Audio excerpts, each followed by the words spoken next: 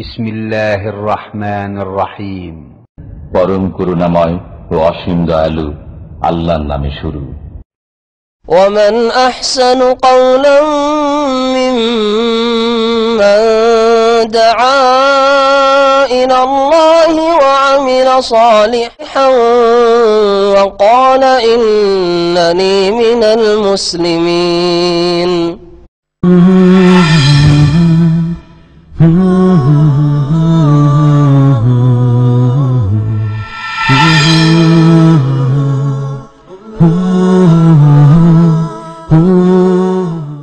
السلام عليكم ورحمة الله وبركاته. إن الحمد لله نحمده ونستعينه ونستغفره ونعوذ بالله من شرور أنفسنا ومن سيئات أعمالنا من يهده الله فلا مضل له ومن يضلل فلا هادي له وأشهد أن لا إله إلا الله وحده لا شريك له وأشهد أن محمدا عبده ورسوله صلى الله تعالى عليه وعلى آله وصحبه وسلم تسليما كثيرا. أما بعد فأعوذ بالله من الشيطان الرجيم وأن هذا صراطي مستقيما فاتبعوه ولا تتبعوا السبل فتفرق بكم عن سبيله ذلكم وصاكم به لعلكم تتقون. وقال المؤلف حفظه الله تعالى الأسباب التي أدت إلى ظهور البدع مما لا شك فيه أن الاعتصام بالكتاب والسنة فيه منجاة من الوقوع في البدع والضلال. قال تعالى وأن هذا صراطي مستقيما فاتبعوه ولا تتبعوا السبل فتفرق بكم عن سبيله إلى آخره. আল্লাহ পাকের সমস্ত প্রশংসা যে আল্লাহ পাক রব্বুল আলামিন মানব জাতির জন্য সরল পথকে সুস্পষ্ট করে দিয়েছেন তার ওয়াহির মাধ্যমে, কোরআন এবং হাদিসের মাধ্যমে। সালাত এবং সালাম নাজিল হোক মুহাম্মদুর রাসূলুল্লাহ সাল্লাল্লাহু আলাইহি সাল্লামের ওপর, যিনি সিরাতে মুস্তাকিমের যেসব লক্ষণ রয়েছে সেগুলি বিস্তারিত উম্মতের জন্য উল্লেখ করেছেন, যাতে করে কোনো মানুষ অজ্ঞতাবশত জানার সুযোগ সুবিধা নেই বা জানার কোনো উৎস নেই, অস্পষ্ট আল্লাহ পাক রেখে দিয়েছেন, তার রাসূল রেখে দিয়েছেন, এই রকমের কোনো অজুহাত না করতে পারে। আজকে আমাদের আকিদাতুত তাওহীদ আল্লামা শেখ সালেহুল ফাওজান হাফিজাহুল্লাহ তাআলার প্রসিদ্ধ কিতাব বের শেষ দিকের একটি চ্যাপ্টার থেকে, একটি অধ্যায় থেকে আলোচনা হবে বিদআত সম্পর্কে। বিদআত সম্পর্কে বিশেষভাবে যে আলোচনাটি আজকে হবে তা হচ্ছে বিদআতের সূত্রপাতের বা বিদআতের প্রসারের কারণগুলি কি কি। মুসলিম সমাজ নবী সাল্লাল্লাহু আলাইহি সাল্লাম থেকে কোরআন এবং হাদিসের ভিত্তিতে সঠিক দিন জানলেন। এই সঠিক দিনে ভেজাল কি করে ঢুকলো? বিদআত হতে ভেজাল। এই ভেজাল ঢুকলো কি করে? নবী সাল্লাল্লাহু আলাইহি ওয়াসাল্লামের সাহাবীরা তারা তাবেঈনদের কাছে পৌঁছে দিয়েছেন, তাবেঈনরা তাবেঈনের কাছে পৌঁছে দিয়েছেন। তো এইভাবে ধারাবাহিক দ্বীন ইসলাম যা পূর্ণতার সাথে রাসূলুল্লাহ সাল্লাল্লাহু আলাইহি সাল্লাম ছেড়ে গেছেন সাহাবায়ে কেরামদের কাছে, সেই ইসলামে এই বিদআত মানে নব আবিষ্কৃত কথা কাজ, ধর্মের নামে নতুন কথা কাজ, সওয়াবের আশায়, নাজাতের আশায়, আল্লাহ পাকের সন্তুষ্টির আশায়, জান্নাতের আশায় এসব শুরু হইল কি করে? এগুলির কারণ কি? চারটি কারণ লেখক উল্লেখ করেছেন, মুখ্য কারণ। যেই কারণগুলি হচ্ছে বিদআতের সূত্রপাতের আসল কারণ।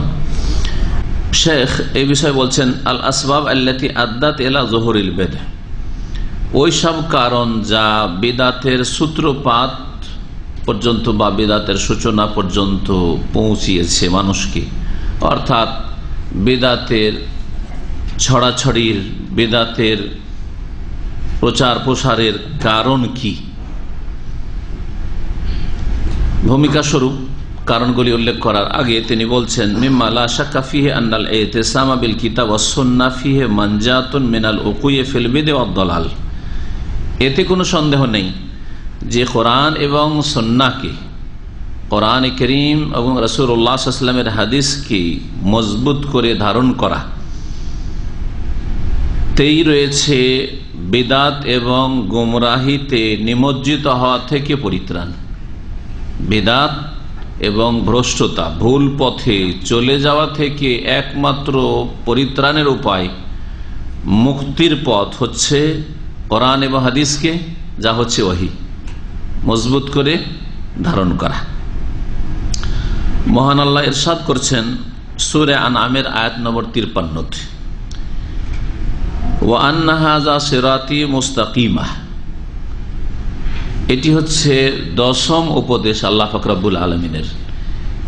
এই আয়াতের আগে আরো 9টি উপদেশ রয়েছে। এখানে যে কয়েকটি আয়াত রয়েছে, আয়াত নম্বর 151 থেকে 51, 52, 53, এই 3টি আয়াতে আল্লাহ পাক 10টি ওসিয়ত করেছেন মানব জাতিকে। আল ওয়াসাইল আশারা, এই আয়াতগুলি প্রসিদ্ধ 10টি উপদেশ বা ওসিয়ত বিশিষ্ট আয়াত সমূহ বলে প্রসিদ্ধ আয়াতগুলি। তার একটি আয়াত এবং একটি উপদেশ তাতে রয়েছে, ওয়া আন্না হাযা সিরাতি মুস্তাকিমা, আর নিঃসন্দেহে জেনে রাখো যে এই হচ্ছে আমার দেয়া সরল পথ, সোজা পথ। মহান আল্লাহ বলছেন এ হচ্ছে সিরাতি, আমার পথ, মুস্তাকিমা, সরল সোজা। এটি হচ্ছে আল্লাহর রাস্তা, আর আল্লাহর রাস্তা হচ্ছে সোজা রাস্তা, সোজা রাস্তা, ডানেও না বামেও না, আঁকা বাঁকা না। ফাত্তাবিউহু, সুতরাং তোমরা তার অনুসরণ করো, পথের অনুসরণ করো, না সেই পথের পথিক হও, সেই পথে চলো। ওয়ালা তাত্তাবিউস সুবুল, আর তোমরা বহু রাস্তার অনুসরণ করিও না। এই একটি রাস্তা, আল্লাহ প্রদত্ত রাস্তা ছাড়া অনেক রাস্তা রয়েছে। সবুল, সাবিলুনের বহু বচন, অনেকগুলি রাস্তা রয়েছে, ডানে বামে, ছোট বড় অনেক রাস্তা রয়েছে। যেমন দুনিয়ার আল্লাহর জমিনে একটা থাকে রাজপথ, আর রাজপথের ডানে বামে অনেক ছোট ছোট রাস্তা কেটে যায়। কিছু ছোট রাস্তা, কিছু একেবারে মানে শুধু মানুষ চলা রাস্তা, গাড়ি রাস্তা নয়, এই ধরনের বিভিন্ন রাস্তা থাকে।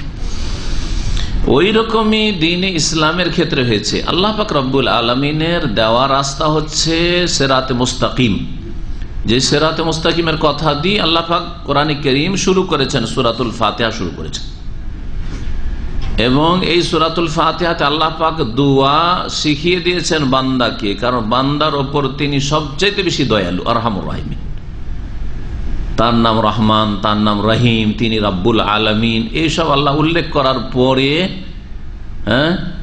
তিনি শিখিয়ে দিয়েছেন যে এই সরল পথ আল্লাহর কাছে কেমন করে চাইতে হবে। ইয়াকা না'বুদু ওয়া ইয়াকা নাস্তাইন, একমাত্র আল্লাহর ইবাদত করা হচ্ছে সরল পথ, একমাত্র আল্লাহর কাছে সাহায্য চাওয়ার, কারো কাছে অসাধারণ ক্ষেত্রে সাহায্য না চাওয়া হচ্ছে সরল পথ। তারপরে আল্লাহ শিখিয়ে দিয়েছেন যে দোয়া করো এই পথে অটল থাকার জন্য অথবা চলার জন্য। যারা উঠে গেছেন এই পথে অটল থাকার জন্য দোয়া করবেন, আল্লাহ যেন অটলতা দান করে, ইস্তেকামা দান করেন। আর যারা এই পথে উঠতে পারেননি, এই সরল পথ খোঁজার জন্য, সরল পথ পাওয়ার জন্য আল্লাহ পাকের কাছে দোয়া করতে হবে। ইহদিনাস সিরাতাল মুস্তাকিম, আল্লাহ আমাদেরকে সিরাতে মুস্তাকিম, সরল পথ দেখাও। সরল পথের লক্ষণ কোরআনে কারীমে আল্লাহ পাক বলে দিচ্ছেন। সিরাতাল্লাযীনা আনআমতা আলাইহিম, এটা হচ্ছে সরল পথ। গায়রুল মাগদুবি আলাইহিম, এটা হচ্ছে বাঁকা পথ। ওয়ালাদ-দাল্লিন হচ্ছে আরেক বাঁকা পথ। এই দুই বাঁকা পথের মাঝখানে হচ্ছে সিরাতে মুস্তাকিম, সরল পথ, যার লক্ষণ, যার আলামত, যার চিহ্ন হচ্ছে সিরাতাল্লাযীনা আনআমতা আলাইহিম, ওই সব লোকদের পথ যাদেরকে হে আল্লাহ তুমি পুরস্কৃত করেছ, যাদেরকে আল্লাহ পাক দুনিয়া আখিরাতে সম্মানিত করেন, পুরস্কৃত করেছেন, তাদের পথ। তারা কারা? আরেকটি আয়াত রয়েছে সূরা আলে ইমরান, তাতে বলেছেন যে তারা হচ্ছে মিনান নাবিয়িন ওয়াস সিদ্দিকিন ওয়াস শুহাদা আর সালেহিন। ওয়া ইউতিল্লাহু ওয়ার রাসূল ফাউলাইকা মাআল্লাযিনা আনআমাল্লাহু আলাইহিম, মাআল্লাযিনা আনআমাল্লাহু আলাইহিম, ওদের সাথে যারা আল্লাহ এবং রাসূলের আনুগত্য করবে তারা পুরস্কৃতদের সাথে থাকবে। আল্লাহর পক্ষ থেকে পুরস্কৃত যারা ইনআম ইকরাম পেয়েছে তাদের সাথে থাকবে। তারা কারা? মিন দিয়ে আল্লাহ বয়ান করছেন, মিন বায়ানিয়া আরবি গ্রামারে। মিনান নাবিয়িন, ওই আনআমাল্লাহু আলাইহিম কারা, ওর বিবরণ হচ্ছে মিনান নাবিয়িন, তারা নবীরা, রসুলরা, আর সিদ্দিকিন মহাসত্যবাদীরা, সাহাবাই কেরাম, আল্লাহ পাকের নেক বান্দা, যারা নেক বান্দা তো সলেহিনরাও, কিন্তু নেকির পথে যারা বড়ই অগ্রগামী সিদ্দিকীন, জি, আম্বিয়া রাসূলগণের পরে যাদের মর্যাদা, অসহাদা এবং শহীদগণ অথবা ওলামাগণ, শাহাদার দুটি তাফসীর, ওয়াসসালিহিন, আর যারা ওলামাও নয়, আল্লাহ রাস্তায় শাহাদাত বরণ করেনি কিন্তু তারা হারাম নাজায়েজ থেকে বেঁচেছে আর ফরজ ওয়াজিব আদায় করেছে, সুন্নতের ক্ষেত্রে অগ্রগামী হয়েছে, অপছন্দনীয় কাজ থেকে বাঁচার চেষ্টা করেছে, তারা হচ্ছে সালেহীন। সূরা নিসা, না সূরা নিসা আয়াত নম্বর 69, যে সূরা নিসার আয়াত, সূরা নিসা আয়াত নম্বর 69। এই আয়াতে আল্লাহ রাব্বুল আলামিন তাহলে বলে দিয়েছেন সূরা ফাতিহাতে যাদেরকে বলা হয়েছে সিরাতাল্লাযীনা আনআমতা আলাইহিম, পুরস্কৃতদের পথ আল্লাহ দেখাও।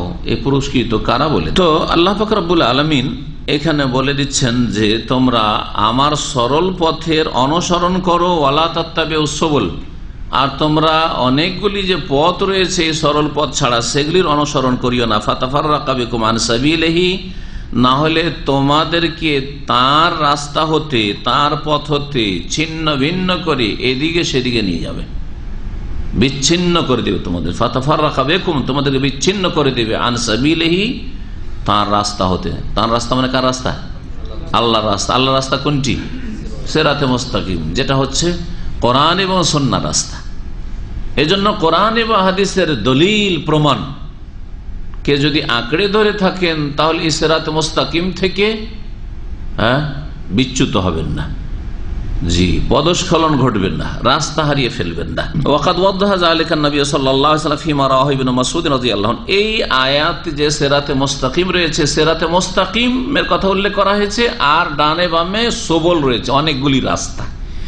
এই আয়াতটিকে সুস্পষ্ট করেছেন নবী করিম সাল্লাল্লাহু আলাইহি ওয়াসাল্লাম একটি হাদিসে, যা আব্দুল্লাহ বিন মাসউদ রাদিয়াল্লাহু তাআলা আনহু থেকে বর্ণিত হয়েছে। তিনি বলেন, খাত্তালানা রাসূলুল্লাহ সাল্লাল্লাহু আলাইহি ওয়াসাল্লাম খাত্তান, রাসূলুল্লাহ সাল্লাল্লাহু আলাইহি ওয়াসাল্লাম একদিন একটা দাগ টানলেন, লাইন একবার সোজা।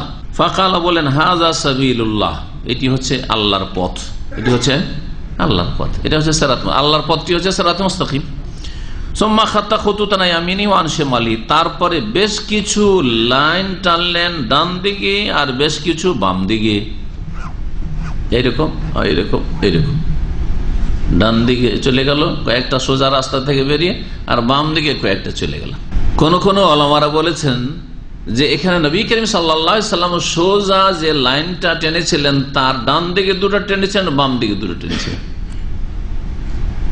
আল্লাহু আলাম। যদি তাই হয়ে থাকে তাহলে এতে আরো বেশি আমাদেরকে শনাক্ত করে দেওয়া হয়েছে যে এই চারটি ভুল পথের মাধ্যমে মুসলিম উম্মাহ বিভ্রান্তির শিকার হয়েছে। সেটা তরিকতের নামেই চারটি পথ হোক, কারণ প্রথম কিন্তু সুফিদের চারটি প্রসিদ্ধ তরিকা রয়েছে। সুফিদের সর্বপ্রথম মেলা তরিকা থেকে আবার মেলা তরিকা জন্ম নিয়েছে, কিন্তু প্রথম চারটি তরিকা বেরিয়েছে। গুরুত্বপূর্ণ তাদের চারটি তরিকা, প্রসিদ্ধ তরিকা: নকশবন্দিয়া তরিকা, চিশতিয়া তরিকা, আর কাদেরিয়া তরিকা। আব্দুল কাদের জিলানীর নামে, তার নামে চালু করা হয়েছে। অনেক সময় যার নামে চালু হয়েছে তার এই সবের সাথে কোনো সম্পর্ক নেই, চাপিয়ে দেওয়া হয়েছে তার উপর। বেচারা কি করবে, দুনিয়া থেকে চলে গেছে, আর প্রতিবাদ করার ক্ষমতা আছে। আর আরেকটি হচ্ছে সাহারওয়ার্দী তরিকা, সাহারওয়ার্দী তরিকা। এই চারটি তরিকা থেকে আবার বহু তরিকা বেরিয়েছে, যেমন চিশতিয়া সাবেরিয়া বলা হচ্ছে বাংলাদেশে একটি তরিকাকে, তাই না? জার্মানি তরিকা চিশতিয়া সাবেরিয়া, চিশতিয়া থেকে সাবেরিয়া বেরিয়েছে। আবার আর একটা তরিকা বলা হচ্ছে মোজাদ্দেদিয়া তরিকা, মোজাদ্দেদ আলফে সানি আহমদ সারহিন্দির নামে, ভারতের আওরঙ্গজেব রাহেমাহুল্লাহর যুগের একজন সুফি আলেম ছিলেন, তার নামে। তো এইভাবে বহু তরিকা তখন বেরিয়েছে। মিশরে যদি চলে যান, আলজেরিয়ায় চলে যান, সুডানে চলে যান, ওইদিকে শাহজেলিয়া তরিকা আছে, তারপরে রেফাই তরিকা, প্রসিদ্ধ তরিকা মিশরের রেফাই তরিকা। জি, বহু তরিকা এরকম আছে। এবার মাসিক তাহরিক পত্রিকায় লিখেছিল আজকে থেকে 15 বছর আগে যে শুধু বাংলাদেশে সুফিদের 2,98,000 তরিকা আছে। 2,98,000 তরিকা এই চার তরিকা থেকে বেরিয়েছে। সবগুলি হচ্ছে সবল, আর সিরাতে মুস্তাকিম নয়। তাহলে কি বলবেন?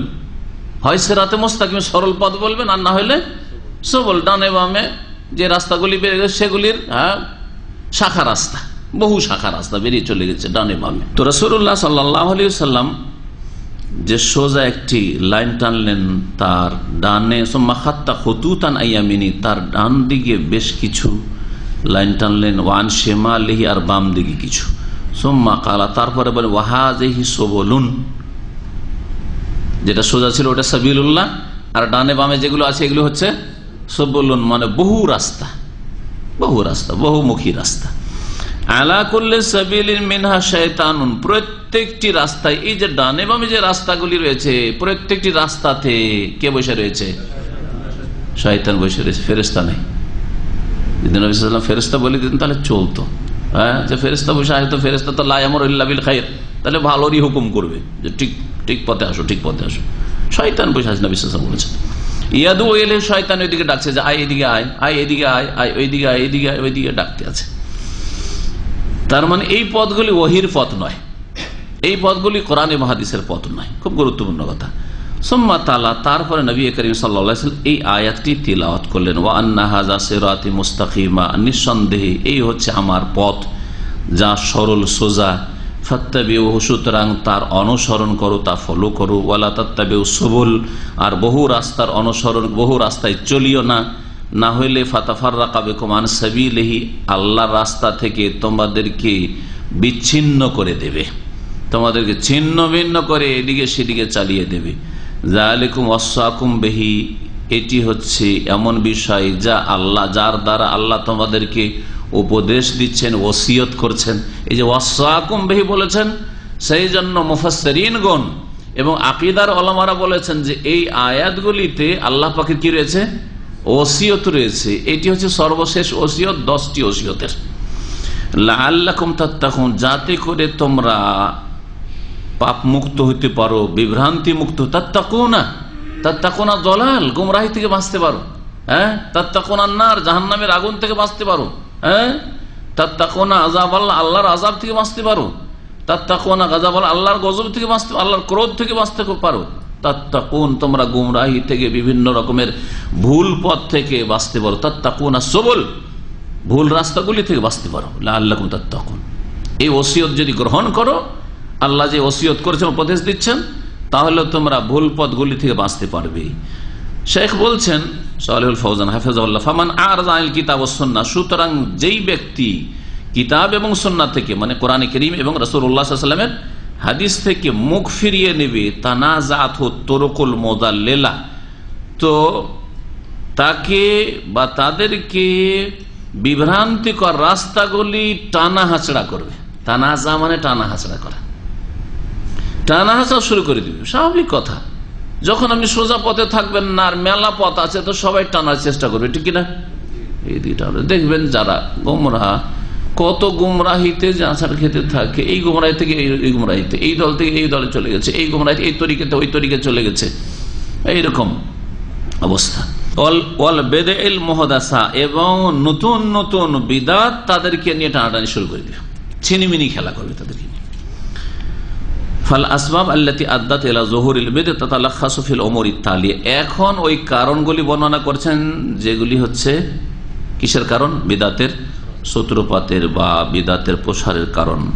ফাল আসবাব, ওই সব কারণ সমূহ, আল্লাতী আদ্দাত ইলা যুহুরিল বিদআ, যা বিদআতের বহিঃপ্রকাশ পর্যন্ত বা বিদআতের সূত্রপাত পর্যন্ত পৌঁছিয়েছে, তাতালাখাসু ফিল উমুরি তালিয়া, নিম্নের বিষয়গুলি হচ্ছে তার সার সংক্ষিপ্ত,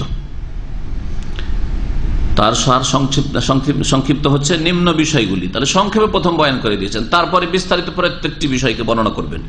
প্রথম বিষয় হচ্ছে আল জাহলু বিআহকামিদ দ্বীন, দ্বীনের বিধিবিধান সম্পর্কে অজ্ঞতা। যারাই আল্লাহর দ্বীনের বিধিবিধান শিখবে না, তাদেরকেই বিদআত গ্রাস করতে পারবে।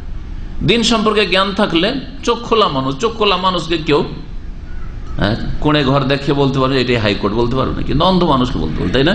প্রথম কারণ হচ্ছে দিনের বিধিবিধান, দিনের বিধিবিধান, আকীদার বিধিবিধান, ইবাদতের বিধিবিধান, কোনটা সুন্নাত, কোনটা বিদআত, কোনটা নবীর তরিকা, কোনটা নবীর তরিকা নয়, হালাল হারাম, এটি হচ্ছে প্রথম কারণ। দ্বিতীয় কারণ হচ্ছে ইত্তেবাউল হাওয়া, কুপ্রবৃত্তির অনুসরণ। খেয়াল খুশি মোতাবেক চলাফেরা করা, যেটা যাকে ভালো লাগছে। এই কাজটি তো ভালোই লাগছে আমাদেরকে, মানে যাকে যেমন ভালো লাগে ওই রকমের ধর্মকর্ম করা, এটা হচ্ছে একটা কারণ।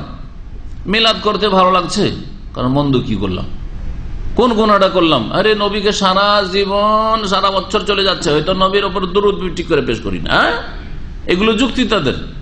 হ্যাঁ, নবী সাল্লাল্লাহু আলাইহি ওয়াসাল্লামের সিরাত জীবনী চর্চা করি না, শুনি না, পড়িও না। নবী সাল্লাল্লাহু আলাইহি ওয়াসাল্লামের জন্মের দিন আমরা সিরাতুন নবী, নবীর জীবনী একটু চর্চা করলাম, শুনলাম, কিছু দুরূদ পাঠ করলাম একসাথে। আর 5 হাত 10 হাতের কোন হাত যে আল্লাহ কবুল করেন, এসব যুক্তি না বেশ করেন আমাদের লোকেরা। হ্যাঁ, আমারটা কবুল না হবে, আমার অন্য কোনো ভাইয়ের দোয়া কবুল হবে, দুরুদটা কবুল হবে। তো এই জন্য আমরা সম্মিলিত মিলাদ করছি, কিয়াম করছি, দুরুদ করছি। বুঝা গেছে? জি হ্যাঁ।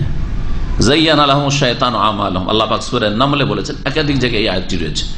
শয়তান যারা গুমরাহির পথ অবলম্বন করে, যারা আল্লাহর রাস্তা ছেড়ে দেয়, তাদের জন্য মন্দ কাজকে সাজিয়ে সাজিয়ে পেশ করে।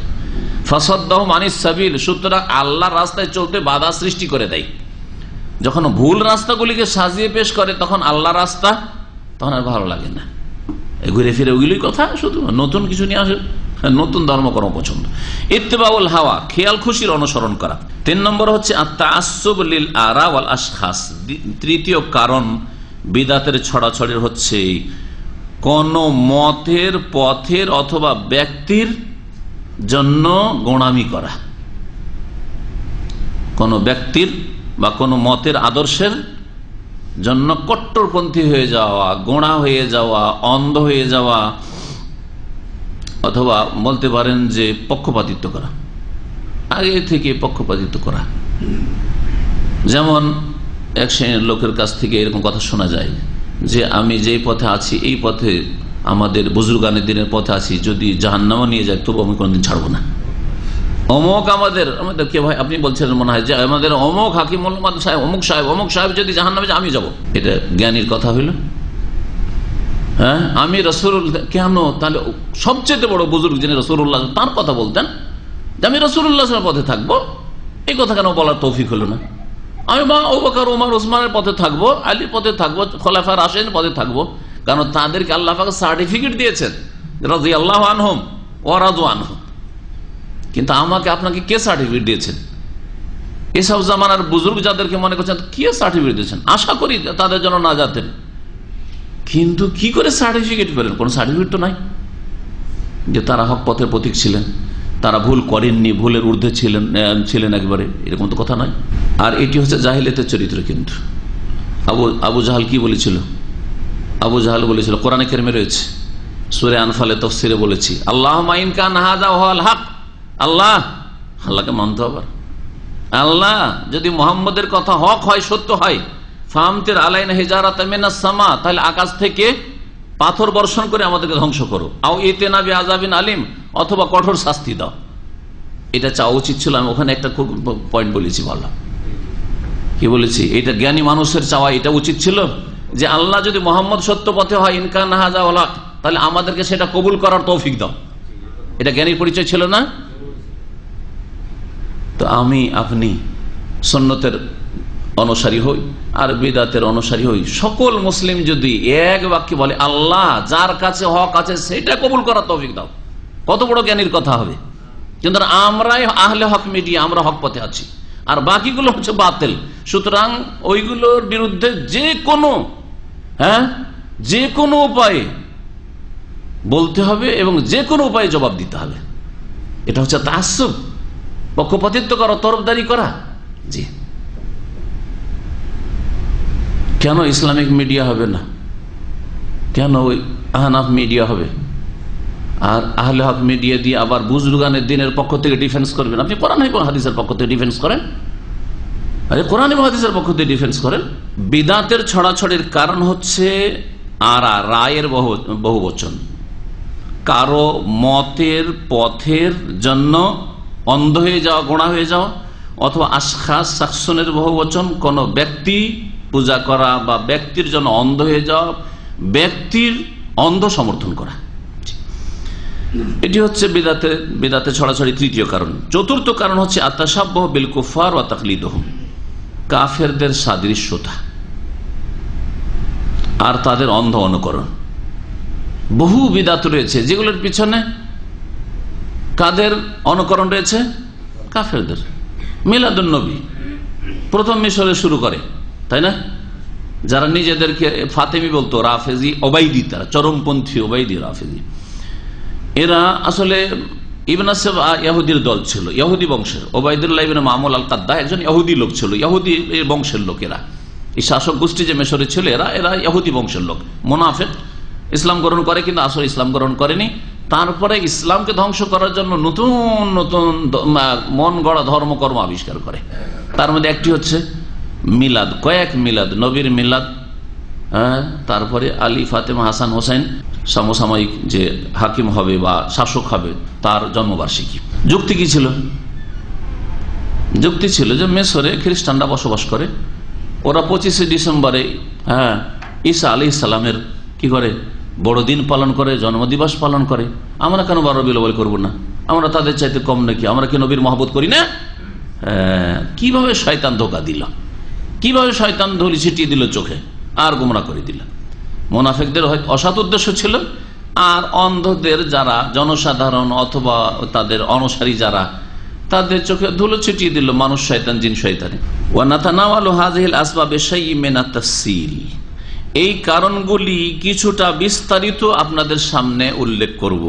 শেখ সালেহ ফাওজান বলছেন, প্রথম কারণ উল্লেখ করা হয়েছিল কি? দ্বীনের বিধিবিধান সম্পর্কে অজ্ঞতা হচ্ছে বিদাতের প্রচার প্রসারের কারণ। বলছেন কুল্লামা ইমতাদ্দা জামান, যত যত যুগ অতিক্রম করতে থেকেছে নবী সাল্লাল্লাহু আলাইহি ওয়াসাল্লামের পরে, ওয়া বাউদান নাস আন আসারি রিসালা, এবং লোকেরা রাসূলুল্লাহ সাল্লাল্লাহু আলাইহি ওয়াসাল্লামের রিসালাত পয়গাম থেকে দূর হতে শুরু হয়েছে। এক তো যুগের দিক থেকে দূর, যুগ অতিক্রম, জামানা অতিক্রম করার কারণে, আর দ্বিতীয় হচ্ছে স্থানের দিক থেকে, কালের দিক থেকে, স্থানের দিক থেকে দূর।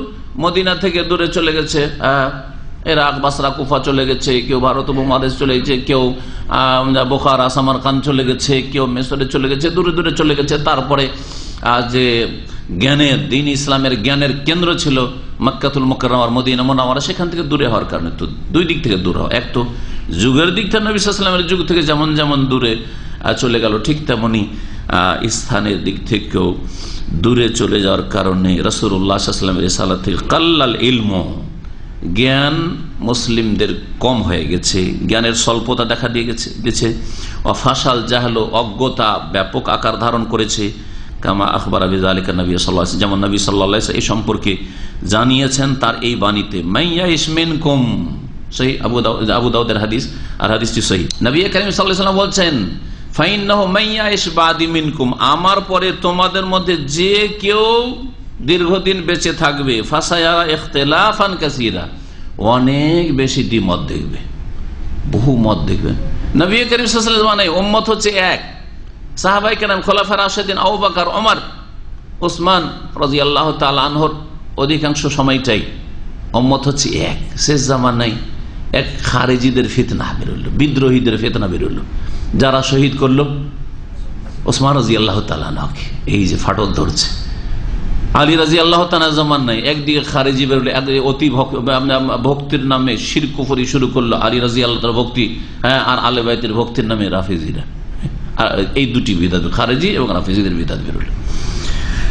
যারাই কিছুদিন বেঁচে থাকবে, ফাসায়ারা ইখতিলাফান কাসীরা, অনেক বেশি দ্বিমত দেখবে। তখন কি বলেছেন নবী সাল্লাল্লাহু আলাইহি ওয়াসাল্লাম? সমাধান কি করবে তখন?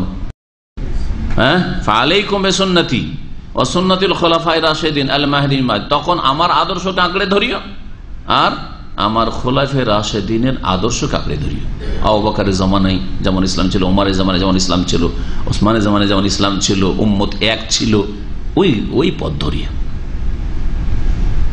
এবং আলী রাদিয়াল্লাহু তাআলা আদর্শ ধরিয়ে। আলী রাদিয়াল্লাহু তাআলা বিচ্ছিন্ন হয়ে খারেজি বেরোলো, এইদিকে অতি ভক্তি করে শিরক কুফরিতে লিপ্ত হইল যে আলীর মধ্যে উলুহিয়াত রয়েছে। এইসব গুমরাহি থেকে বেঁচে থাকবে, খোলাফায়ে রাশিদিনের আদর্শের অনুসরণ। আরো নবী সাল্লাল্লাহু আলাইহি ওয়াসাল্লাম বলেছেন যে দ্বীন ইসলামের জ্ঞান ধীরে ধীরে কমবে, বাড়বে না। দ্বীন ইসলামের জ্ঞান ধীরে ধীরে কি হবে? কম হবে। বলছেন ইন্নাল্লাহ লা ইয়াকবিদুল ইলমা ইনতিজান ইয়ানতাজিহু মিনাল ইবাদ, আল্লাহ রাব্বুল আলামিন এলমকে কেড়ে নেবেন না এইভাবে যে আপনি মেলা কিছু দিন ইসলাম সম্পর্কে শিখেছেন, আমি শিখেছি, আর হঠাৎ করে রাতে ঘুমিয়েছি, সকালে উঠে দেখি যে কিছু নেই ভিতরে। এইভাবে আল্লাহ ছেনে নেবেন না। তো কেমন ভাবে এলেম উঠে যাবে? ওয়ালাকি ইয়াকবিদুল ইলমা বিকবদিল উলামা, তবে এলম কি আল্লাহ পাক কেড়ে নেবেন ওলামাদেরকে ও দুনিয়া থেকে উঠিয়ে নিয়ে। ভালো ভালো আলেমরা দুনিয়া থেকে উঠে যাবে, তাদের বিকল্প স্থলাভিষিক্ত কেউ হবে না। যেই পর্যায়ের আলেমরা ছিল উঠে যাবে, তারপরে দেখা যাবে যে না, ওই পর্যায়ের আলেম আর নেই, এই শূন্যতা আর পূরণ হলো না। হাত্তা ইযা লাম ইউবকি আলেমান, এমন কি আল্লাহর কোন আলেম কি বাকি রাখবেন? এমন একটা যুগ আসবে যে ভালো কোনো আলেমই বাকি থাকবেন না, জাহিলি বড় বড় মুফতি হয়ে থাকবে। আজকাল শুরু হয়ে গেছে, মুফতির টাইটেল শুরু হয়ে গেছে। যার কাছে যত এলেম কম সে তত বড় মুফতি, আর সে তত বেশি ফতোয়া দিতে সাহসী। সুবহানাল্লাহ, আমাকে ভয় লাগে। কালকে এক মাসলা জিজ্ঞেস করলে আমি বললাম যে না, পরে। আর ধীরে ধীরে আরো যার যত বেশি, আমাদেরও বেশি সাহস, কারণ আমাদের এলিম কম সেজন্য, আর আমাদের চাইতে যাদের এলিম কম তাদের আরো বেশি সাহস। হোয়াটসঅ্যাপ খুলে দিয়ে কোনো ভালো কোনো আলেমও না দিই ফতোয়া শুরু করে দিল। মেলা হোয়াটসঅ্যাপের গ্রুপে ফতোয়া চলছে, আর ফেসবুকে তো ফতোয়ার শেষই নেই। কার কাছ থেকে বলছে? অমুক শাইখের কাছ থেকে শুনে, সুন্নি মুসলমান শুনে ফতোয়া দিচ্ছে, কোরআন হাদিসের দলিল জেনে নয়, শুনে ফতোয়া দিচ্ছে ফেসবুকের এসব মুফতি। জি, আর এসব ফতোয়া মাঝে মাঝে দেখি, আর কোরআন হাদিসের উল্টো দেখি, হাসিও লাগে দুঃখও লাগে। হাসি লাগে যে কি যে সাহস এদের, হ্যাঁ, ফতোয়া দিয়ে জাহান্নামে যাওয়ার দুঃসাহসিকতা। আর দুঃখ লাগে যে কত লোক এদের ফতোয়ার কারণে বিভ্রান্তি। হাত্তা ইযা লাম ইউবকি আলেমান, এমনকি কোনো আলেম বাকি রাখবেন আল্লাহ। ইত্তাখাযান নাস, যখন কোনো আলেম নাই, আর হালাল হারাম জিজ্ঞেস করতে হবে, জায়েজ নাজায়েজ জিজ্ঞেস করতে হবে, সুন্নাত বিদআত জিজ্ঞেস করতে হবে, আকীদা জিজ্ঞেস করতে হবে, এটা কেমন ওইটা কেমন জিজ্ঞেস করতে হবে মানুষকে। যাবে কোথায় জনগণ? আরে যাকে নিজের চাইতে একটু ভালো হবে তার কাছে যাবে। আজকাল শুরু হয়ে গেছে, হজ করতে যান, যদি দাড়ি নিয়ে যান তো বিপদ। শুনছেন কথা আমার? আরে সুবহানাল্লাহ, দাড়ি বড় দেখলে মনে করে যে বড় আল্লামা, বড় শাইখ আছে। কি আরব কি অনারব, পরেশান করে দেয়, পরেশান করে দেয়। মুমকিনে মাসলা ইনদি সওয়াল, ইনদি ফতোয়া। আল্লাহ হেফাজত করে।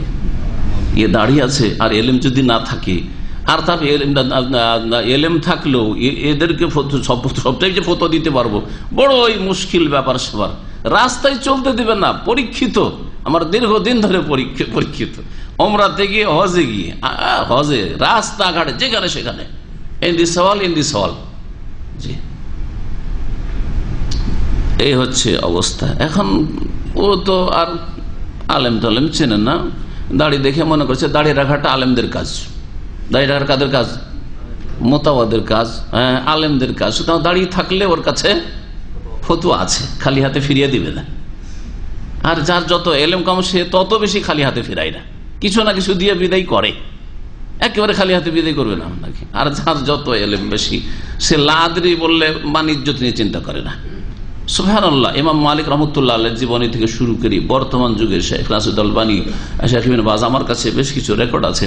মাঝে মাঝে বেশ কিছু আমাদের আলেম ওলামারা পাঠায়, আল্লামা শেখ ইবনে বাজ এত বড় আলেম, তিনি বলছেন যে লাদরি মাসলা, কোনো লজ্জার বিষয় নেই, জানার নেই, দেখবো, তুমিও দেখো আমিও দেখবো।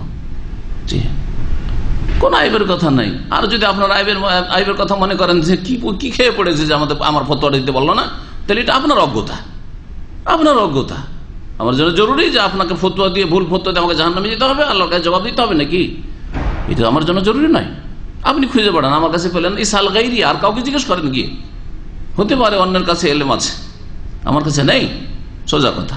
যখন আলেম আল্লাহ পাক বাকি রাখবেন না, হাত্তাল্লাম ইউবকি আলেমানও রয়েছে কোন কোন রিওয়ায়াত, আল্লাহ হাত্তাল্লাম ইয়াবকা আলেমুন, কোন আলেম আর অবশিষ্ট থাকবে না দুনিয়াতে, সব বিদায় নিয়েছে, আলেম নেই। ইত্তাখাযান নাসু রউসাজ জুহালা, তখন জনসাধারণ নেতা বানিয়ে ফেলবে, ধর্মীয় নেতা, ধর্মগুরু বানিয়ে ফেলবে, মুফতি বানিয়ে ফেলবে, আলেম বানিয়ে ফেলবে। কাকে? জুহালা, জাহেলদেরকে, মূর্খদেরকে, অজ্ঞদেরকে। জানেন না কিন্তু তার কাছে ফতোয়া নাই। ফাসইলু, আর ওদেরকে জিজ্ঞাসাও করা হবে।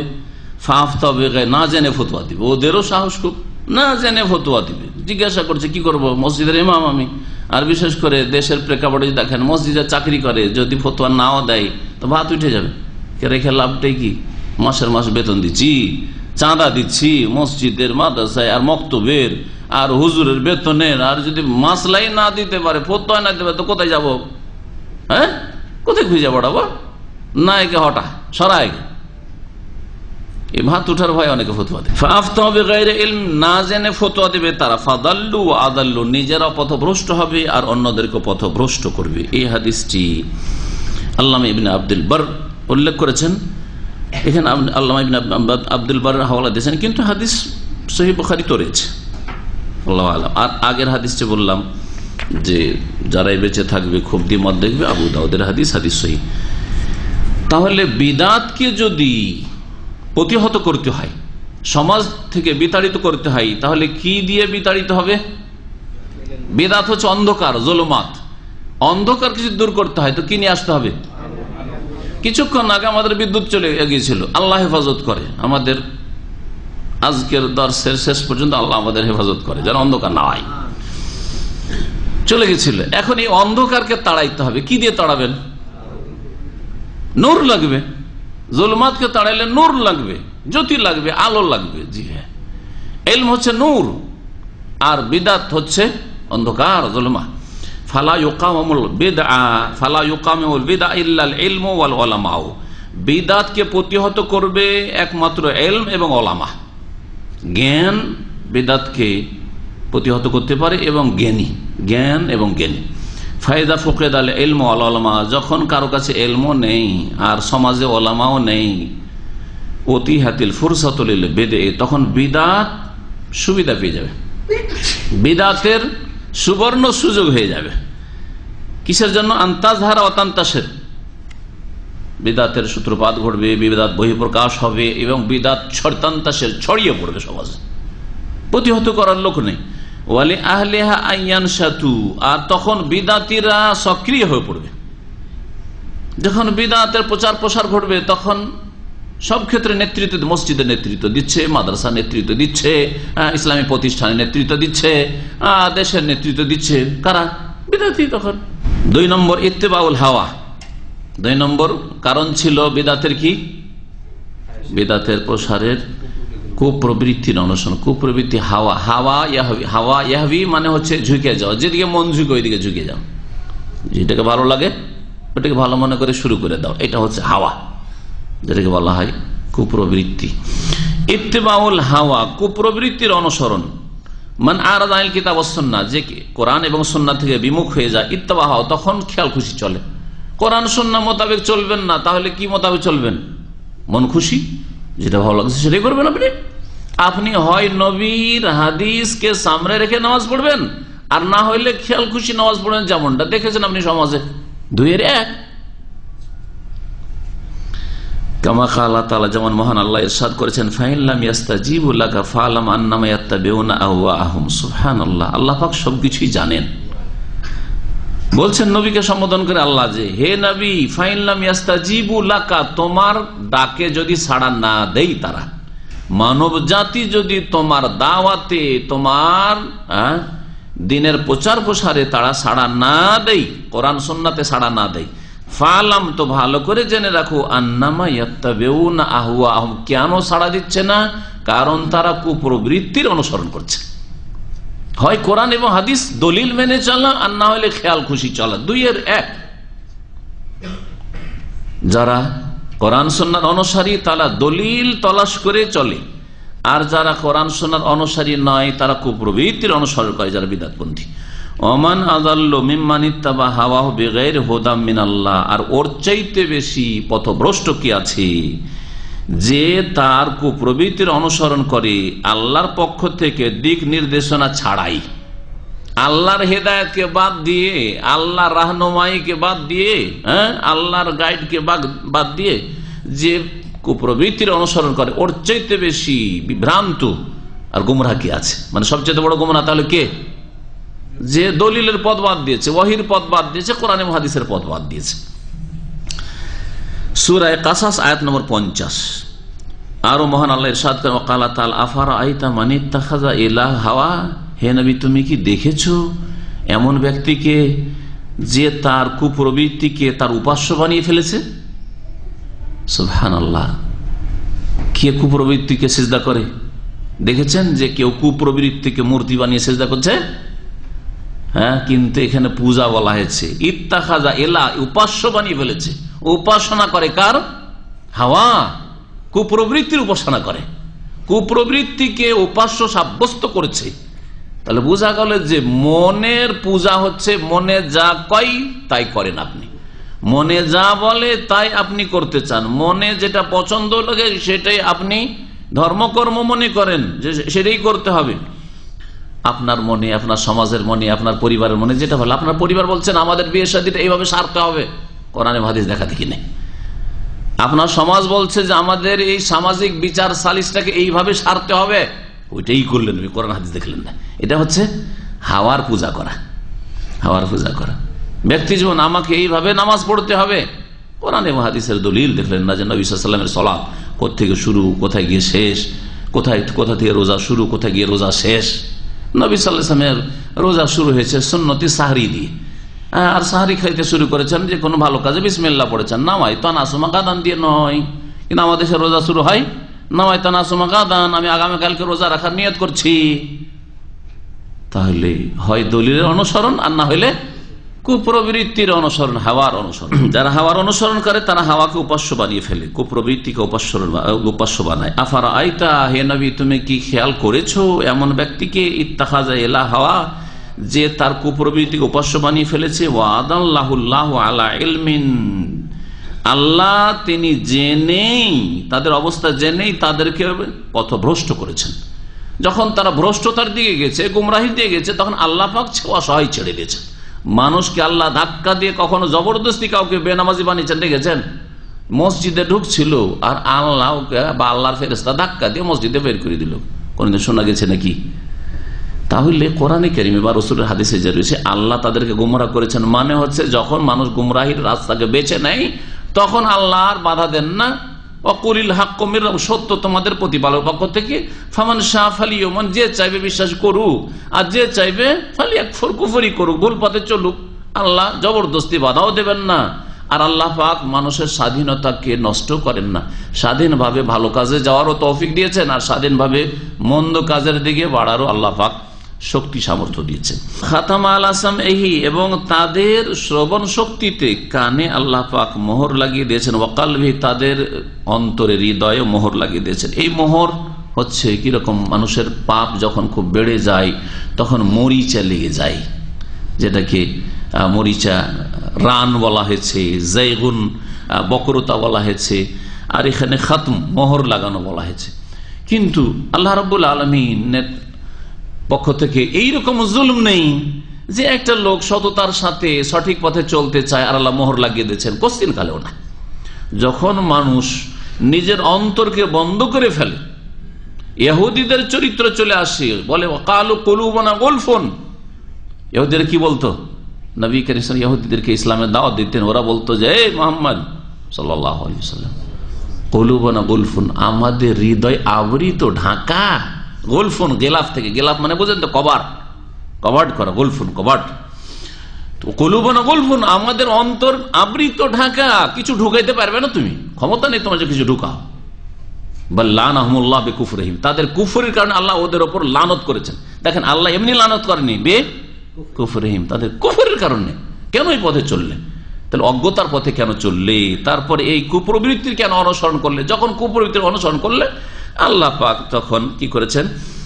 অন্তরে আর শ্রবণ শক্তিতে মোহর লাগিয়ে দিয়েছেন। ওয়াজাআলা আলা বাসারি গিশাওয়া, আর তাদের চোখে দৃষ্টি শক্তির উপর আল্লাহ পাক ঢাকনা লাগিয়ে দিয়েছেন। গিশাওয়া পর্দা, পর্দা লাগিয়ে, গিশাওয়া ঢাকনাকে বলা হয়, গিশাওয়া পর্দাকে বলা হয়, পর্দা লাগিয়ে দিয়েছেন। ফামান ইয়াহদিহি মিন বাদিল্লাহ, আল্লাহর পরে আর কোন শক্তি আছে যে তাদেরকে রাস্তা দেখাতে পারে? আল্লাহর রাস্তা যদি না ধরে তো কে সঠিক রাস্তা আর দেখাতে পারে? সূরা জাসিয়া আয়াত নম্বর 23। তাহলে সূরা জাসিয়াতে আল্লাহ পাক বলেছেন যে যারা কুপ্রবৃত্তির অনুসরণ করে তারা কুপ্রবৃত্তির পূজারী। বিদউ ইন্নামা হিয়া নাসিজুল হাওয়া আল মুত্তাবা, বিদাত এমন এক জিনিস, বিদাতগুলি হচ্ছে বিদাতনের বহুবচন বিদাতগুলি হচ্ছে ইন্নামা হিয়া নাসিজুল হাওয়া আল মুত্তাবা, অনুসৃত কুপ্রবৃত্তির জাল। নাসিজ মানে জাল। কুপ্রবৃত্তির অনুসরণ করলে তখন তার একটা জাল তৈরি হয়, নেট। সেই জালটা হচ্ছে কি? সেটা হচ্ছে বিদাত। এই বিদাত অর্থাৎ বিদাতটা হচ্ছে কিসের ফসল বা কিসের ফলন? কুপ্রবৃত্তির অনুসরণের। কুপ্রবৃত্তির অনুসরণ, খেয়াল খুশি যখন অনুসরণ করে তার ফলস্বরূপ বিদাত পায়, সেখান থেকে বিদাতের ফসল জন্মায়। জিম মানে 3 নম্বর। 3 নম্বর কারণ, কিসের কারণ? বিদাতের প্রচার প্রসারের। মুসলিম সমাজ আত-তাআসসুব লিল আরাই ওয়ার রিজাল, কোন মতের, পথের অথবা ব্যক্তির জন্য তরফদারি করা, পক্ষপাতিত্ব করা বা গোঁড়ামি করা, অন্ধ হয়ে যাওয়া। ব্যক্তির জন্য অন্ধ বা কোনো আদর্শের জন্য অন্ধ, এই আদর্শ থেকে আমি কোশ্চিন কালে নড়ব না, এই ব্যক্তির কথা কখনো ভুল হতে পারে না, এই ধরনের কথা, অন্ধ অনুসরণ।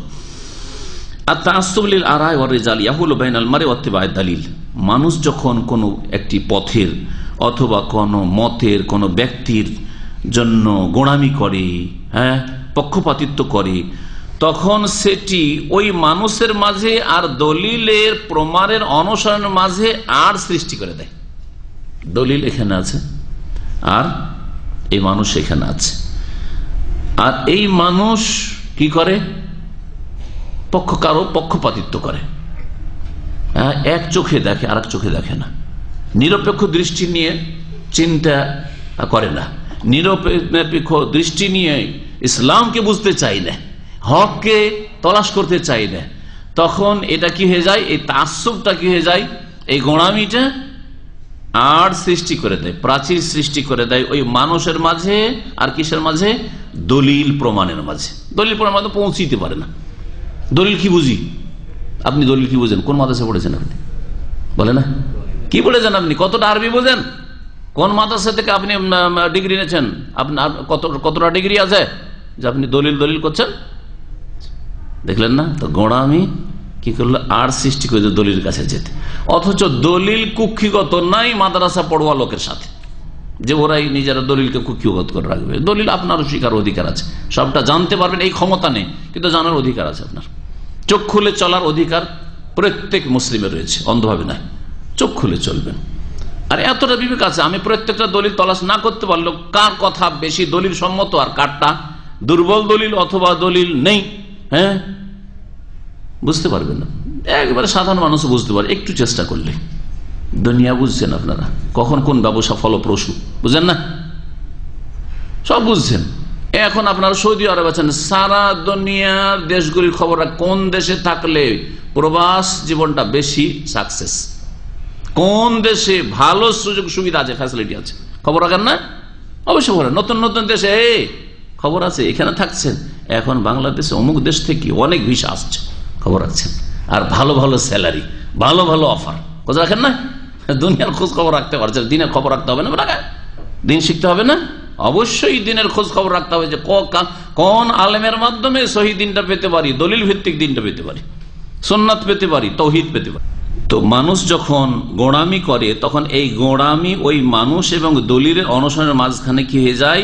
প্রাচীর সৃষ্টি করে দেয় এবং সত্যকে জানার সামনে আর সৃষ্টি করে দেয়। অমারিফাতিল হক, হককে যাচাই বাছাই করতে দেয় না, বুঝতে দেয় না। আপনি হক মানতে চান না, আগে থেকে আপনি মগজে বসিয়ে রেখেছেন যে আমার ছাড়া আরো কারো কাছে হক আছে নাকি, আমার ছাড়া আবার কারো কাছে হক হইতে পারে? আমাদের এত বড় দল, এত লোক, এত আলেম ওলামা, আরে এত লোক দেখেন মাজারে যাচ্ছে, ওরসে যাচ্ছে, কত লোক, আমাদের ওয়াজ মাহফিলে কত লোক, আর আমরা আবার ভুল পথে থাকতে পারি নাকি? আগে থেকে মগজে কথা বসে আছে, যার ফলে দলিল তলাশ করার প্রয়োজন নেই। সামনে আর তৈরি হয়ে আছে, দলিলের দিকে যাবেনই না, হক জানার দিকে যাবেনই না আপনি।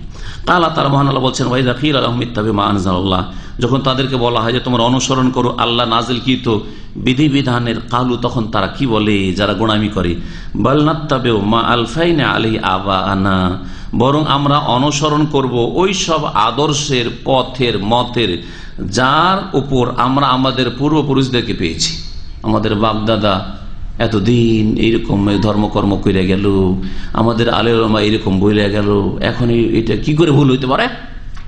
কি করে এটা ভুল হইতে পারে? এ কথা বলছেন না যে দলিলে যদি ভুল বলে তো ভুল, হ্যাঁ দলিল তলাশ করি আমরা, এ কথা বলার তৌফিক হচ্ছে না। বাপ দাদার দোহাই দেওয়া, পূর্বপুরুষের দোহাই দেওয়া, সংখ্যাগরিষ্ঠতার দোহাই দেওয়া, এগুলি হচ্ছে ভুল পথ, আর এগুলি হচ্ছে জাহিলি যুগের মুশরিকদের পথ। হাযা হুয়া শান ফিল মুতাআসসিবিন আল ইয়াউম। শেখ সালেহ ফজল বলছেন এটাই হচ্ছে বর্তমান যুগের যারা গোঁড়া অন্ধ ধর্মের নামে তাদের অবস্থা। মিন বাজি আতবাইল মাযাহিবি সুফিয়া ওয়াল কবুরিয়িন, বেশ কিছু সুফি তরিকার অনুসারীদের এবং কবর পূজারীদের, এটি হচ্ছে তাদের অবস্থা। তারা পূর্বপুরুষের দোহাই দেয়, কবর পূজা মাজার পূজা এতদিন ধরে চলে আসছে। অলিয়া উলিয়ার দেশ, আপনি বলছেন অলিয়া উলিয়া আর মাজারে যাওয়া যাবে না, অলিয়া উলিয়ার মাজারে গিয়ে ওরস লাগানো যাবে না, খাসি মর্গ জবাই করা যাবে না, ওখানে গরিব গরু আসছে খাওয়াবো। দেখছেন কিভাবে গুমরা করছে শয়তানে। কিতাব ও সুন্নাহ, যখন তাদেরকে ডাকা হয় কোরআন সুন্নাহ অনুসরণের দিকে, ওয়ান্নাবযি মাহুম আলাইহি মিম্মা ইউখালিফুহুমা, কোরআন সুন্নাহ বিরোধী যেসব কথা বা যেসব কাজ তাদের মধ্যে রয়েছে, রীতিনীতি রয়েছে, সেগুলি ছেড়ে দেওয়ার কথা যখন বলা হয়, এ তাজ্জুবে মাযাহিব, তখন তাদের তরিকা তাদের আদর্শকে দলিল হিসেবে পেশ করে। ও মাশায়েখ, তাদের মুরব্বীদেরকে, মাশায়েখদেরকে, বুজুর্গানে দিনকে, বুজুর্গদেরকে দলিল হিসেবে পেশ করে। ও আবাইহিম, তাদের পূর্বপুরুষদেরকে দলিল হিসেবে পেশ করে। ও আজদাদিম, তাদের দাদা নানাদেরকে, মুরব্বীদেরকে পেশ করে যে ওরা এরকম করেছে, ওরা এরকম করেছে। একজন বড় আলেমের কথা বলছি, ওনাকে গিয়ে ব্যক্তিগত আর একজন সহি আকীদার বড় আলেম বলছে যে আমরা এতদিন তো বলতাম যে আল্লাহ সর্বত্র বিরাজমান, সবকিছুতে বিরাজমান, কথাটা তো যেন ভুল মনে হচ্ছে আজকাল। একটু গবেষণা করে দেখা যাচ্ছে আল্লাহ কোরআন বলছেন আল্লাহ আরশে সমুন্নত, আর রহমানু আলাল আরশি ইস্তাওয়া সুম্মা ইস্তাওয়া আলাল আরশি, আমিনতু মান ফিস সামায়ে, ইতে। তারপর আমরা বলতাম যে আল্লাহর হাত নেই, কুদরতি হাত। আল্লাহ বলছেন তাবারাকাল্লাযী বিয়াদিহিল মুলকু, এই দু একটা আয়াত বলেছে। তখন বলছে বয়স 70-80 হয়ে গেছে, যে তাই তো গো, কিন্তু এতদিন ধরে এসব বলে আসলাম, এসব প্রচার করে আইলাম, এখন এটা কথা কেমন করে বলি, কেমন করে এই কথা বলি? দেখলেন না, এতদিন ধরে করে এসছি, এতদিন ধরে বলে এসছি, এতদিন আমার পূর্বপুরুষরা এই কথাই বলেছে আল্লাহ সর্বত্র বিরাজমান, এখন এটাকে কি করে উল্টা করে দিই? লোকে কি বলবে?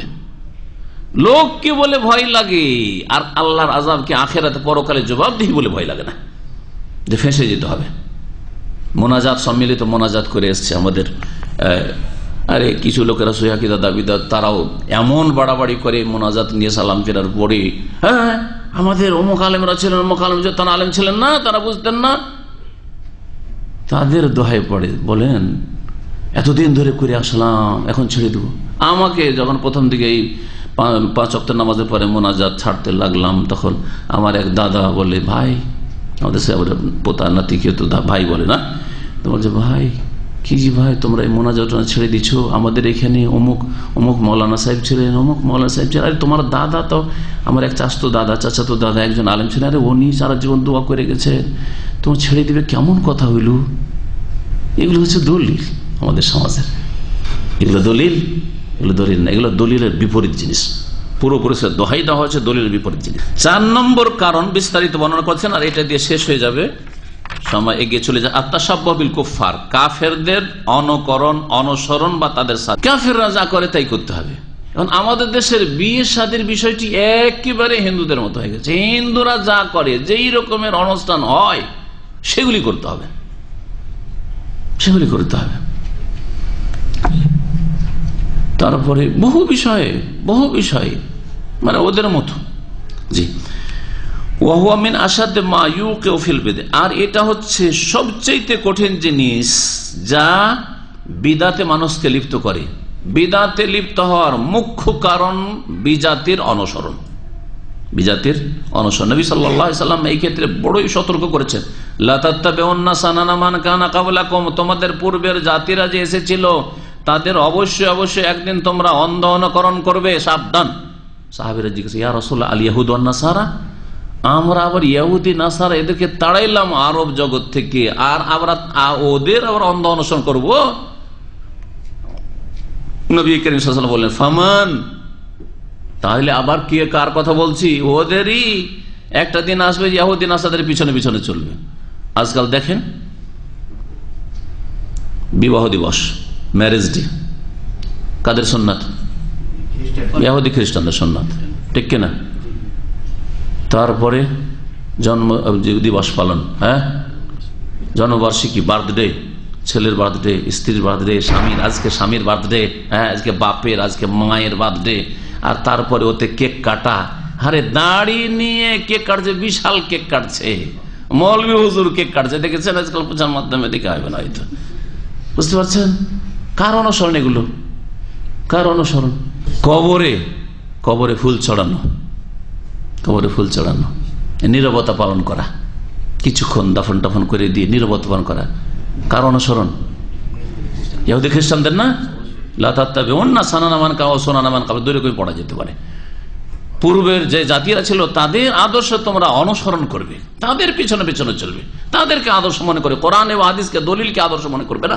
কামাফি হাদিস আবি ওয়াকিদ আল-লাইসি, যেমন আবু ওয়াকিদ আল-লাইসি রাদিয়াল্লাহু তাআলা হাদিস বর্ণিত রয়েছে, তিনি বলছেন খারাজনা মা রাসূলিল্লাহ ইলা হুনাইন, আমরা রাসূলুল্লাহ সাল্লাল্লাহু আলাইহি ওয়াসাল্লামের সাথে হুনাইনে গেলাম, হুনাইনের যুদ্ধে গিয়েছিলেন, মক্কাতুল মুকাররমার বিজয়ের পরে হুনাইনে দিয়ে গেলেন শাওয়াল মাসে। ওয়ান্নাহানু হুদাসাউ আহাদিন বিকুফর, আমরা নতুন নতুন কুফরি যুগ থেকে উঠে এসেছিলাম, নিউ মুসলিম সব ছিলেন মক্কায়, মক্কা বিজয়ের সাথে সাথে এরা ইসলাম গ্রহণ করেছিল। আবু ওয়াকিদ তাদের একজন। ওয়ালিল মুশরিকিনা সিদরা, রাস্তায় গিয়ে দেখলেন তারা যে মুশরিকদের একটি বড়ই গাছ রয়েছে, কুল গাছ, ইয়াকুফুনা ইনদাহা, সেখানে তারা বড় শ্রদ্ধার সাথে কি করছে? অবস্থান করছে, বসছে গিয়ে গাছের তলায়।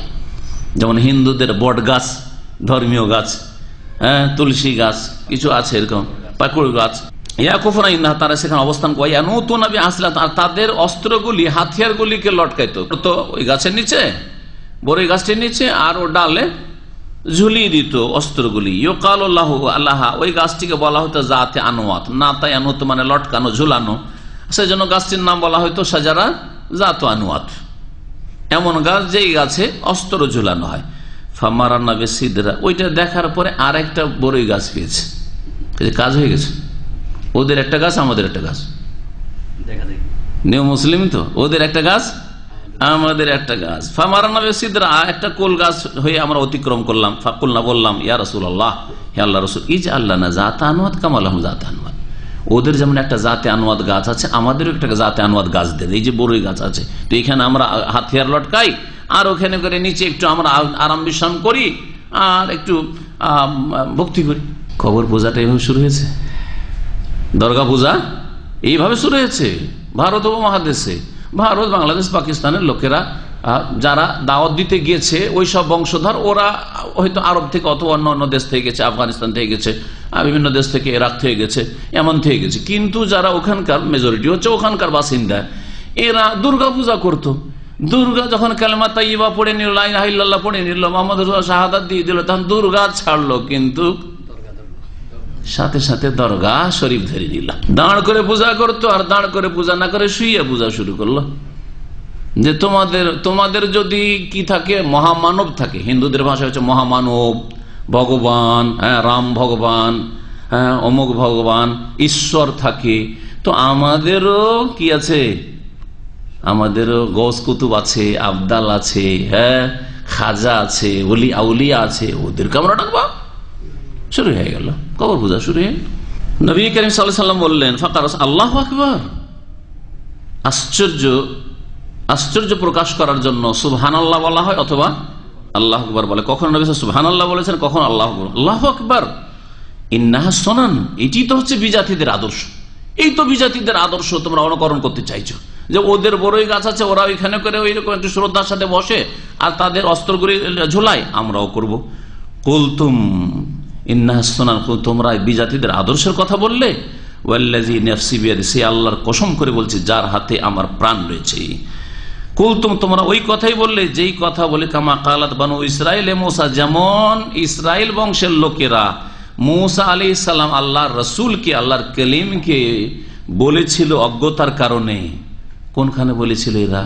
যখন মুসা আলাইহিস সালাম সমুদ্র পার করে ফেরাউন ধ্বংস হলো, ফেরাউন সেনাবাহিনী ধ্বংস হলো, ওইদিকে নিয়ে চলে গেলেন। ওইদিকে যাওয়ার পরে যাচ্ছেন আর দেখলেন যে এমন একটা জাতি সামনে পড়লো যারা ইয়াকুফুনা আলা আসলামিন লাহুম, তারা তাদের প্রতিমা পুতুলের পূজা করছে আর ওখানে অবস্থান করে ধর্ণা দিয়ে আছে। তখন তারা কি বলেছিল? কালু ইয়া মুসা, হে মুসা, ইজআল লানা ইলাহান কামা লাহুম আলিহা। ওই কথাটি এখানে আছে, হে মুসা ইজআল লানা ইলাহান, আমাদের একটা তো দেব দেবী দেন, উপাস্য দেন, নিযুক্ত করেন, কামা লাহুম আলিহা, যেমন তাদের বহু দেব দেবী বহু উপাস্য রয়েছে, এদের অনেকগুলি প্রতিমা পুতুল উপাস্য রয়েছে, আমাদেরকে একটা তো দেন যে উপাসনা দেখে শুনে করি, চোখে দেখে না দেখে শুধু আল্লাহর ইবাদত করতে হবে, দেখে করি আমরা। কালা, তখন মুসা আলাইহিস সালাম আশ্চর্য হলেন যে এদেরকে ফেরাউনের জুলুম অত্যাচার থেকে, গোলামি থেকে, এদের বিবিরা এদের মেয়েরা সব গোলামি দাসী হয়েছিল, এরা গোলাম কত জুলুম অত্যাচারের শিকার হয়েছিল, এদেরকে আল্লাহ পাক উদ্ধার করলেন, সমুদ্রে আল্লাহ নাজাত দিলেন, কত আল্লাহ নিয়ামত দিলেন, এদেরকে রোদ লাগছে আল্লাহ পাক রব্বুল আলামিনের জন্য ওদের জন্য ছায়ার ব্যবস্থা মেঘমালা দিয়ে দিলেন, এদের জন্য মান্না সালওয়া নামে এদের যে খেটেও খেতে হবে না, ভোরে ভোরে ঘুম থেকে উঠলে জাগলেই খাবার রেডি রয়েছে। হ্যাঁ, 12টি ঝর্ণা আল্লাহ প্রবাহিত করে দিলেন, যে 12টা বংশ আছে, এক এক বংশ এক এক ঝর্ণা থেকে, নিয়ামতের শেষ নেই বনি ইসরায়েলের। নিয়ামতের শুকরিয়া আল্লাহর কি করবে, সাথে সাথে এত দ্রুত শিরকের দিকে ফিরে যাওয়া। এই যে আল্লাহ না ইলাহান কামা লাহুম আলিহা, ওদের অনেক উপাস্য রয়েছে, আমাদেরকে একটা উপাস্য তো দেন। কালা, তখন মুসা বলে ইন্নাকুম কওমুন তাজহালুন, তোমরা বড় মূর্খ জাতি, বড় জাহিল অজ্ঞ জাতি। তাহলে কি বোঝা গেল মুসা আলাইহিস সালাম ভাষা থেকে, যে অজ্ঞতা একটি বড় মুখ্য কারণ কিসের, মানুষের বিভ্রান্তির, গুমরাহির। আর বিভ্রান্তি হচ্ছে শিরক, বিভ্রান্তি হচ্ছে বিদআত, ধর্মের নামে বিভ্রান্তি, ধর্ম নামে বিভ্রান্তি হচ্ছে এগুলি শিরক, বিদআত আর চরমপন্থা, এই খারেজিদের আচার আচরণ, এগুলি অজ্ঞতার কারণ। অল্প বিদ্যা ভয়ঙ্কর, অল্প পড়ে শুনে বলছে যে এখন রাস্তায় বেরিয়ে যেতে ফুটাইতে হবে, এইভাবে খারেজি পয়দা হচ্ছে অজ্ঞতার কারণ। ভালো আলেম না কখনো বলবে, না ভালো আলেম কখনো সমর্থন করবে। কোরআন এবং হাদিসের সবটা সাইজ যারা বুঝে তারা আবেগীয় হবে না, খড়ের আগুনের মতো। আর জুলুম অত্যাচার হচ্ছে সেজন্য বলবে রাস্তায় তোমরা নেমে যাও, যার হাতে যে দায়িত্ব রয়েছে সেই দায়িত্ব সে পালন করবে, যাকে আল্লাহ যে দায়িত্ব দিয়েছেন তার নেতৃত্বে সেই কাজ হবে, তার হুকুমে সেই কাজ হবে। কিন্তু এসব না বুঝে 18 বছর 20 বছরের যুবক 2-4টা কথা পড়ে রাস্তায় বেরিয়ে গেল, কি থেকে কি করে ফেলো, সর্বনাশ করে দিল, নিজেরও সর্বনাশ করলো, নিজের বাপ মা বংশধরের পরিবারও সর্বনাশ করলো, দেশের জাতির মুসলিমদেরকে বদনাম করলো। তারপরে তোমরা অবশ্যই তোমাদের পূর্বে যারা ছিল বিজাতি কাফির, তাদের তোমরা আদর্শে আরোহণ করবে, মানে আদর্শের অনুসরণ করবে। কোন কোন রিওয়ায়াতে লাতার কাবনা রয়েছে, কোনটাতে রয়েছে লাতার তাবেউন্না, দুই রকম হাদিস রয়েছে। ফাফি হাযাল হাদিস, এই হাদিসে কি রয়েছে, কাফেরদের সাদৃশ্যতার কথা, তাই না? ওরা কেন একটা দেবতা চাইলো, হ্যাঁ, উপাস্য যে আমরা একটু উপাসনা করি, দেখে শুনে পূজা করি, কেন দেখলো ওদেরকে মুশরিকগুলোকে পূজা করতে, অনেক দেব দেবী আছে ওদের, আমরা একটা দাও, তাহলে কাফেরদের অনুসরণ করা। এই হাদিসে রয়েছে আন্না তাশাব্বাহা বিল কুফফারি হুয়া আল্লাযী হামালা বানি ইসরাঈলা আন ইয়াতলুবু হাযা তালাব আল কবি, যে কাফেরদের সাদৃশ্যতাই এদেরকে প্ররোচিত করেছে, বনি ইসরায়েলদেরকে প্ররোচিত করেছে এই জঘন্য বিষয় তলব করার জন্য। জঘন্য শিরক করা তলব করছে, যে আমাদেরকে এইরকম আল্লাহর সাথে উপাস্যের মূর্তির পূজা করার সুযোগ সুবিধা করে দেন। ওয়াহুয়াল্লাযী হামালা বাদা আসহাবে মুহাম্মদ সাল্লাল্লাহু আলাইহি ওয়াসাল্লাম, আর এই কাফেরদের সাদৃশ্যতাই ওই কাফেরদের মুশরিকদের বড়ই গাছ দেখে যে আমাদেরকে একটা বড়ই গাছ দেন, যাতে আনুয়াত। কিছু মুহাম্মদ সাল্লাল্লাহু আলাইহি ওয়াসাল্লামের সাহাবায়ে কেরাম নিয়ে মুসলিমরা আইয়াসআলুহু নবী সাল্লাল্লাহু আলাইহি ওয়াসাল্লামের কাছে তারা তলব করেছিলেন যে আইয়াজআল লাহুম শাজারা ইয়াতাবাররাকুনা বিহা, একটা গাছ তাদের জন্য নির্ধারিত করে দেওয়া হোক, যে গাছ থেকে তারা তাবারুক হাসিল করবে আল্লাহকে বাদ দিয়ে, আল্লাহকে বাদ দিয়ে, আল্লাহ যেসব জিনিসে বরকত সেগুলি বাদ দিয়ে একটা গাছ তারা নির্ধারিত করবে। ওয়াহাযা নাফসুল ওয়াকিল ইয়াউম, এটাই হচ্ছে বর্তমান যুগের অবস্থা, বর্তমান যুগের এই হচ্ছে অবস্থা। প্রত্যেক নতুন কাজ যেগুলি শুরু হচ্ছে বিদআত, মুসলিম সমাজে দেখবেন পিছনে দেখবেন ব্যাকগ্রাউন্ড যে কাফেরদের কাউকে করতে দেখেছে, হিন্দুদের বাড়িতে দেখেছে যে ম্যারেজ ডে পালন হচ্ছে, কেক কাটা হচ্ছে, বা ওই কারো ছেলের বা মেয়ের ইত্যাদি হচ্ছে, ও দেখা দেখে ও শুরু করলো। বরং এই কবরে যে ওরস লাগানো, মাজারে ওরস লাগানো, এটা ওদের দেখা দেখে শুরু হয়েছে। হিন্দুদের পূজার সময় মেলা লাগে আর মুসলমানদের মাজারে ওরস লাগে। ওরস মেলা, ওরসটা হচ্ছে মেলা, একই জিনিস, সব কাফেরদের সাদৃশ্যতা। এটি হচ্ছে বর্তমান যুগের অবস্থা মুসলিমদের। ফাইন্না গালিবান নাস মিনাল মুসলিমিন, কারণ অধিকাংশ মুসলিমরা আজকাল কাল্লাদুল কুফার ফি আমাল বিদি ওয়া শিরকিয়াত, বিদআত এবং শিরক করার ক্ষেত্রে কাফেরদের অন্ধ অনুকরণ করেছে। কা আয়াদিল মাওয়ালিদ, যেমন ঈদে মিলাদুন নবী, ঈদে মিলাদুন নবী, ঈদ আর নবীর দেওয়া ঈদ, ঈদুল ফিতর, ঈদুল আজহা থাকলো না, ঈদে মিলাদুন জন্মবার্ষিকী পালন শুরু। ওয়া ইকামতুল আইয়াম, এইরকমই দিবস পালন। আমি নিজের ভাষায় বললে ভাবতেন যে হয়তো আজকালকার দিবস বিভিন্ন জায়গায় যে বিভিন্ন দেশে পালন হচ্ছে, এটা হচ্ছে ফুল, আজকে হচ্ছে ফুল দিবস, আজকে হচ্ছে কিসের দিবস, মা দিবস, আজকে ভালোবাসা দিবস, দিবস আর সপ্তাহ, গাছ সপ্তাহ পালন হচ্ছে, হ্যাঁ, তারপরে আরো ট্রাফিক সপ্তাহ পালন হচ্ছে, হচ্ছে না, হচ্ছে না সব, হ্যাঁ, বাবা দিবস, না হবে হবে সব সব ধীরে ধীরে বাড়বে না, কিয়ামত এখন বাকি আছে। ওয়া ইকামাতুল আইয়াম, তাহলে এই দিবস পালন করা, ওয়াল আসাবি, আর সপ্তাহ পালন করা, লি আমালির মুখাসাস, বিশেষ বিশেষ কাজের জন্য। মাকে শুধু একটা সপ্তাহ স্মরণ করবেন, তারপরে রোগীদেরকে, হ্যাঁ, অসুস্থদেরকে, পীড়িতদের জন্য একটা সপ্তাহ পালন, এক সপ্তাহ শুধু হাসপাতালে যাবেন আর রোগীদেরকে দেখবেন, একটু ফুল টুল দেবেন, হ্যাঁ, আর একটু একটু চকলেট মকলেট দেবেন, এগুলি সব ইহুদি নাসারাদের অনুকরণ। কেন? নবী সাল্লাল্লাহু আলাইহি ওয়াসাল্লাম বলেছেন যে সকাল সন্ধ্যা যখন পারো প্রতিদিন তুমি কি করো, এই আদতুল মরিজ করো, রোগীদের পরিচর্যা করো, রোগীদের খোঁজ খবর নাও বা বিমার পুরসি করো, একটু জিজ্ঞাসাবাদ করো কেমন আছেন, ভালো আছেন, লাবাসা তাহর ইনশাআল্লাহ, আল্লাহ তোমাকে শেফা দিক ইত্যাদি। কিন্তু এই জন্য দিন ধার্য করা, সপ্তাহ ধার্য করা, এই সপ্তাহতে এই কাজটা করে যেতে হবে, এগুলি হচ্ছে বিদআত। ওয়াল ইহতিফাল বিল মুনাসাবাতি দিনিয়া, ধর্মীয় উৎসব উপলক্ষে কোন কি করা, অনুষ্ঠান করা বড় ধরনের। ওয়া যিকরিয়াত, অথবা কোনো কিছুকে স্মরণীয় করার জন্য, যে এটা যাতে করে মানুষের মেমোরিতে থাকে, হ্যাঁ, এই রকমের কিছু উৎসব করা। ওয়া ইকামাতুত তামাসিল, আর এই রকমই প্রতিমূর্তি দাঁড় করা, ভাস্কর্য দাঁড় করা। ধর তাহলে গান্ধীজির যেমন আছে, ওই রকম মোহাম্মদ আলী জিন্নারও আছে, ধরেন সাদ্দাম হোসেনেরও ছিল। এগুলি হচ্ছে ইহুদি নাসারাদের অনুকরণ, এগুলি হচ্ছে ইহুদি নাসারাদের অনুকরণ। তা হচ্ছে যে যদি রাস্তায় রাস্তায় বা গোল চত্বরে কোথাও দাঁড় করা থাকে, পার্কে, গার্ডেনে, এইগুলি হচ্ছে, জি, এগুলি হচ্ছে কাফেরদের অনুসরণ। অন্যসব তেজকারিয়া, এইরকমই স্মৃতিসৌধ, ধরেন নসব, এমন কিছু একটা পিলার দাঁড় করে দিয়েছে, এটা হচ্ছে কি, এটা কোনো কিছুর স্মৃতির জন্য, কোন কাউকে স্মরণ করার জন্য। এটা ওয়া ইকামাতুল মাআতেম, এইরকম মাতম করা, শোক করা। প্রতি বছরে অমুক দিনে আমরা, এটা হচ্ছে শোক দিবস, কি দিবস, শোক দিবস। জন্ম দিবস হলো খুশির দিবস, কিন্তু মৃত্যু দিবসগুলো কি, অমুকের মৃত্যু দিবস, এটা হচ্ছে মোহাম্মদ আলী জিন্নাহ কায়েদে আজমের মৃত্যু দিবস, হ্যাঁ, যেমন এটা হচ্ছে আপনার গান্ধীজির মৃত্যু দিবস। সব এইরকমই, যারই হোক না কেন, যে কোনো নেতার হোক না কেন, সে শেখ মুজিবেরই হোক আর জিয়াউর রহমানেরই হোক, সব আমাদের নজরে বিদাত, সকলের বিদাতি বিদাত।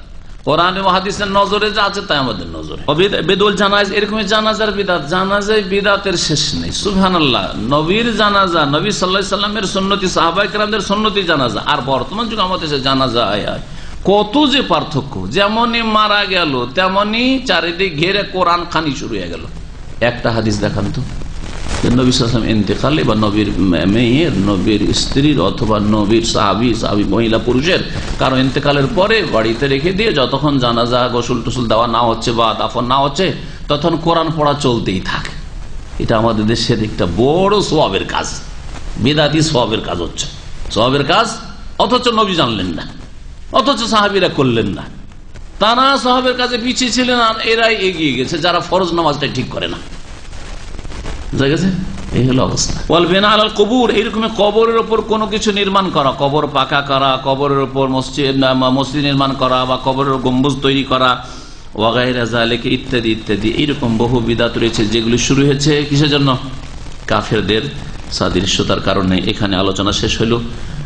আল্লাহ পাক রব্বুল আলামিন যেন আমাদেরকে কোরআন এবং হাদিসের কথা জানার তৌফিক দান করেন, পালন করার তৌফিক দান করেন, প্রচার প্রসার করার তৌফিক দান করেন, নবীর তরিকায় চলার তৌফিক দান করেন এবং শিরক থেকে, বিদআত থেকে, সমস্ত রকম গুমরাহি থেকে আল্লাহ পাক আমাদের বেঁচে থাকার তৌফিক দান করেন। আল্লাহ পাক আমাদেরকে জান্নাতের পথে সিরাতে মুস্তাকিমে রাখেন। আল্লাহ পাক যাদেরকে সিরাতে মুস্তাকিম চেনার জানার তৌফিক দান করেন তাদেরকে যেন অটলতা দান করেন। আল্লাহ পাক রব্বুল আলামিন আমাদের সকলকে জান্নাতুল ফিরদৌস দান করেন। আমাদের মধ্যে যেসব ভাই বোন অসুস্থ রয়েছেন মুসলিম, তাদেরকে আল্লাহ যেন শিফা দান করেন। যারা বালা মুসিবতে রয়েছেন আল্লাহ পাক তাদের বালা মুসিবত দূর করে দেন। আর যারা দুনিয়া থেকে বিদায় নিয়েছেন ঈমানের অবস্থায়, তাদেরকে আল্লাহ পাক জান্নাতুল ফিরদৌস দান করেন। তাদের গুনাহ খাতা আল্লাহ পাক যেন মাফ করে দেন। ওয়া সাল্লাল্লাহু আলা নবিয়িনা মুহাম্মদ ওয়া আলা আলিহি ওয়া সাহবিহি আজমাইন।